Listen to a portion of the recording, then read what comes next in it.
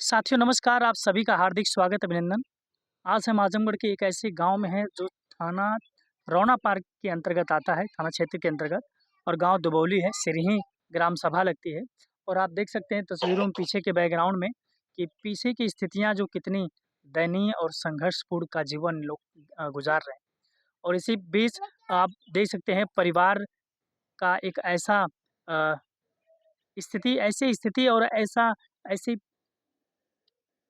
लोगों का हाल बदहाल है और हम आज उन्हीं से बातचीत करने का आए हैं, इनकी आवाज़ भी उठाने के लिए आए हैं ताकि लोगों को इंसाफ मिल सके।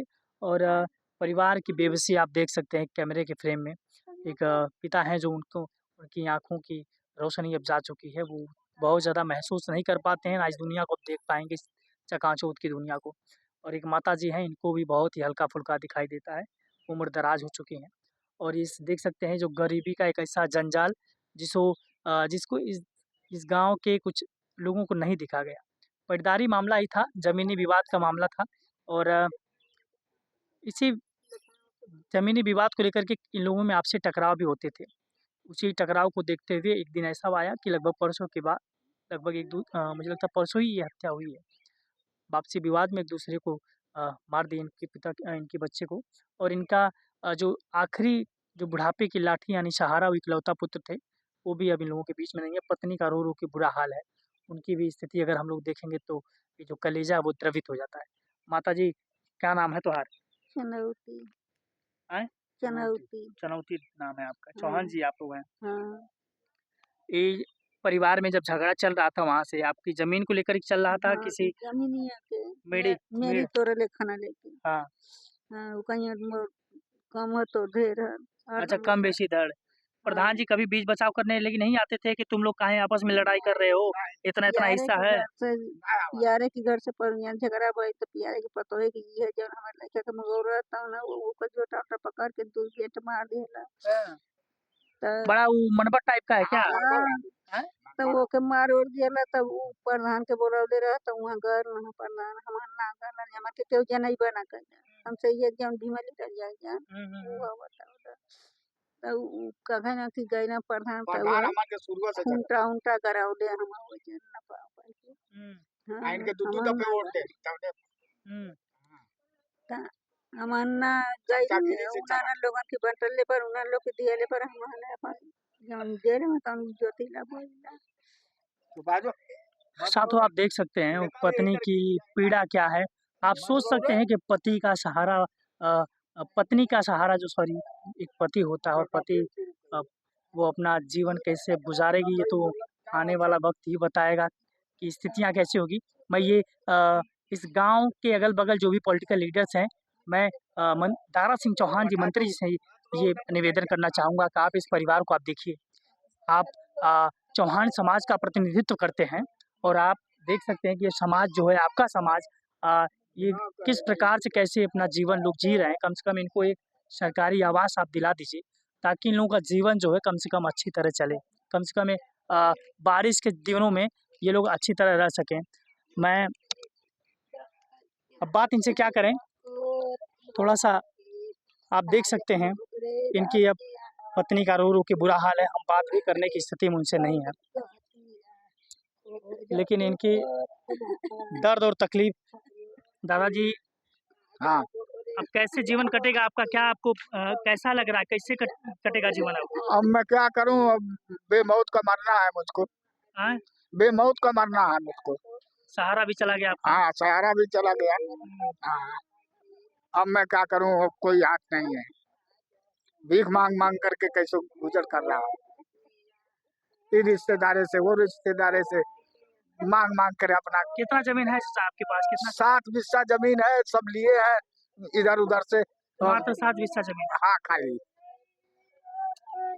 बताइए मात्र 7 बिस्से की ज़मीन इनके पास है, उसके लिए भी लोग लेने के लिए उतावले हो गए और थोड़ा-मोड़ा में अब एक ऐसे परिवार के बारे में थोड़ा-सा सोचना चाहिए था जो आपराधिक काम किया है, उसको थोड़ा सोचना चाहिए था कि ये परिवार का सहारा कौन जाए। इतनी बड़ी बद्दुआ लेकर के वो जीवन में अपने इतना अ, जद्दोजहद ज़िंदगी जिएगा, मैं तो ऐसे व्यक्ति का बहुत बुरी तरह से तिरस्कार करता हूँ और ऐसे व्यक्ति को समाज में रहने का कोई अधिकार भी नहीं। आप सोच सकते हैं कि इनका अगर सहारा तुम छीन लिए हो और इस सहारा छीनने के बाद इस बूढ़े माँ-बाप का जीवन कैसे कटेगा, इस बारे में भी नहीं सोचे तुमने, नहीं सोचा तुमने।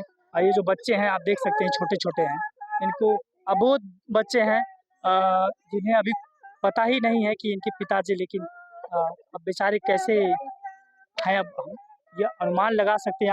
आप खुद ये देख सकते हैं कि ये जो घर है कितना बड़ा घर है और ये कैसे इनका जीवन कटेगा। बारिश के दिनों में अब इस ऐसे समय में अब रहना कितना मुश्किल है, ठीक है? अब हम लोग क्या करें इसके लिए? लेकिन हम चाहेंगे कि आजमगढ़ के डीएम साहब से निवेदन करेंगे इस परिवार के लिए कुछ आर्थिक सहयोग करवाइए आप लोग।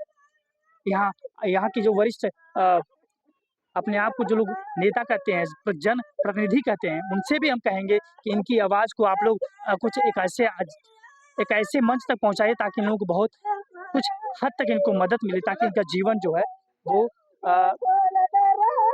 आप लोग शांत हो जाइए, चुप हो जाइए, बहन चुप हो जाइए, ठीक है? अब क्या कह सकते हैं साथियों, आप देख सकते हैं कि दरिंदगी की एक ऐसी हद जहाँ एक परिवार का सहारा चला जाए। हम लोगों भी अब इसके लिए आवाज़ जो भी उठाना चाहिए हम ज़रूर उठाएँगे और आप खुद एक आवाज़ के माध्यम हैं, हम एक माध्यम हैं और हम चाहते हैं कि इस परिवार को न्याय मिले। उनकी गिरफ्तारी भले हो चुकी है, लेकिन इनका जो सहारा है, इनकी जो रोज़ी-रोटी इनको 2 वक़्त की रोटी का सहारा जो चला गया, वो अब कौन इनका सहारा बनेगा, आप ये देख सकते हैं। जो बच्चे हैं आप देख सकते हैं और इनका जीवन मैं देख कर के मैं तो खुद ही द्रवित हूँ, मैं क्या कहूँ मेरे पास शब्द ही नहीं है कि मैं कैसे इनके दर्द को बयाँ करूँ साथियों, आपके तक पहुँचाने का प्रयास करूँ। ये सिरही ग्राम सभा है, रौनापार थाना क्षेत्र लगता है, मैं दोबारा बता दे रहा हूँ और भारतीय जनता पार्टी के जो कारागार मंत्री हैं चौहान जी, दारा सिंह चौहान जी, जेल मंत्री जी आप हैं और आपसे मैं निवेदन करूँगा कि आप इस घटना को आप देखें और आपके समाज का एक ऐसा व्यक्ति लोग हैं, एक ऐसे लोग हैं जो ज़िंदगी के बड़े ही दुर्लभ समय से गुज़र रहे हैं। साथियों हम चाहते हैं कि इस खबर को आप ज़्यादा से ज़्यादा शेयर करें, ऐसे लोगों के पहुँचाएँ जो लोग इनकी मदद कर सकें। हम लोग भी जो सहारा बनेगा कोशिश ज़रूर करेंगे ताकि इनको 2 वक़्त की रोटी और एक मिल सके। आप देख सकते हैं ये छोटे-छोटे बच्चे हैं जो असहाय हैं, इनके ऊपर से इनके पिता का सहारा चला गया है। बिटिया, क्या नाम है तोहार? संजू। कहाँ पढ़ती हैं? हाँ। हाँ, स्कूल जाती हैं स्कूल? क्या नाम बेटा तोहार? सरिता। सरिता नाम है? पापा क्या बोलते थे? पढ़ाने के लिए बोलते थे? हैं? किस क्लास में पढ़ती हैं आप? 2 में। 2 क्लास में? सरकारी स्कूल में पढ़ती हैं? हैं? क्या नाम बेटा तोहार? सुमित। सुमित नाम है? कई क्लास में पढ़ेला? 4। 4 क्लास में पढ़ते हैं? अच्छा, पता है पापा कहाँ हैं? हुँ। पापा को जो मारा है पता है? हाँ? देखे हैं आप? हाँ। साथियों मैं बच्चों से बहुत ज़्यादा बात नहीं करना चाहता क्योंकि अभी ये बच्चे अबोध हैं और इनका इनका इसका जीवन कैसे गुजरेगा, कैसे चलेगा, ईश्वर ही जाने और ये मैं तो समाज से यही निवेदन करना चाहूँगा। मेरे पास अब शब्द ही नहीं मिल रहे हैं कि मैं इनके लिए क्या कहूँ। लेकिन मैं इतना ये कहूँगा कि कम से कम ये घर बन जाए इनके लिए, इनके ऊपर एक छत मिल जाए और इन इस महिला को एक सहारा मिल जाए जिसका पति चला जाए और भारत की क्या आप बात करते हैं जिसे डिजिटल बनाने का आप बात करें, डिजिटल इंडिया बनाने का जो दावा कर रहे हैं, भारत की वास्तविक स्थिति आज भी यही है। जिस दौर को आप डिजिटल स्टूडियो में या बड़े-बड़े मीटिंग हॉलों में, बड़े-बड़े बिल्डिंगों में आप बात करते हैं कि भारत बहुत डेवलप हो चुका है। नहीं साथियों, नहीं, भारत अभी भी आज बहुत ही द्रवित स्थिति में आज भी है।